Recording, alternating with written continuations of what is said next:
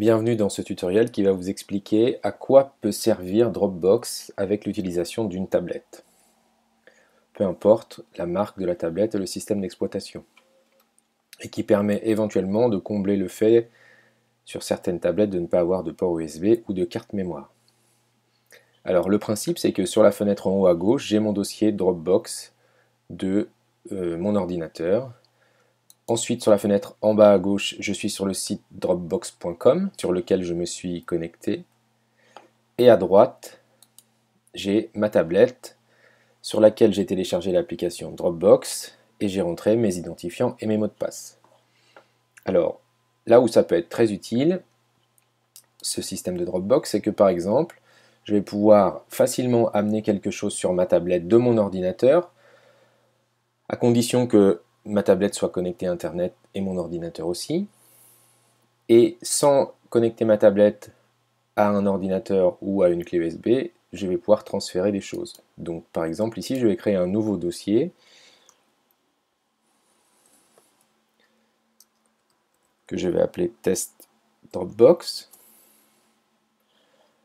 Instantanément, il se retrouve en bas à gauche sur le site dropbox.com et du côté de ma tablette, je vais juste actualiser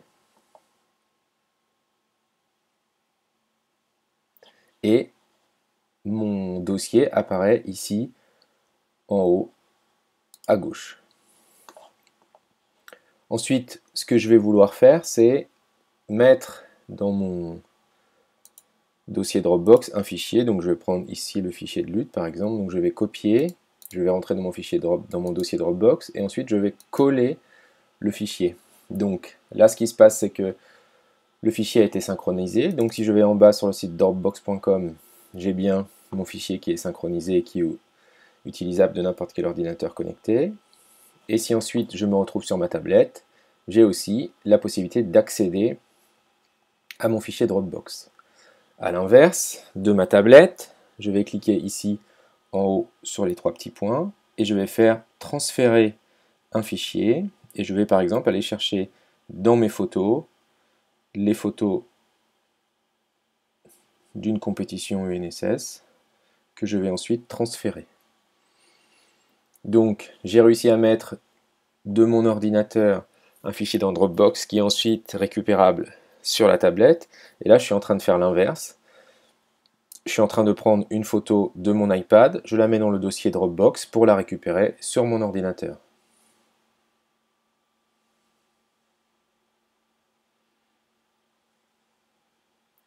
Alors on peut aller un tout petit peu plus loin. Hein, si c'est plus facile pour moi de renommer par exemple les photos avec mon clavier de mon ordinateur, je peux pourquoi pas prendre la photo ici et la renommer équipe. Ici, minime fille. Hein, ce qui me permet sur le site Dropbox ici d'avoir une synchronisation instantanée. Et sur la tablette, il faut faire un petit rafraîchissement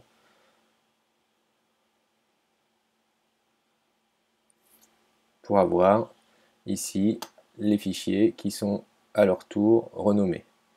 Alors attention, petite astuce sur la tablette, si je suis connecté, je peux accéder à tous mes fichiers.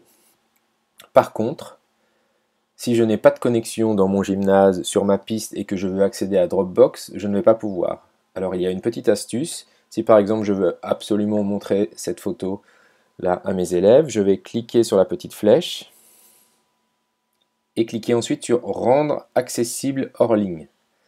Dans ce cas-là, et c'est pour ne pas prendre trop de place sur les tablettes, Dropbox va télécharger ce fichier, je vais faire la même chose pour celui-là, va télécharger le fichier sur ma tablette.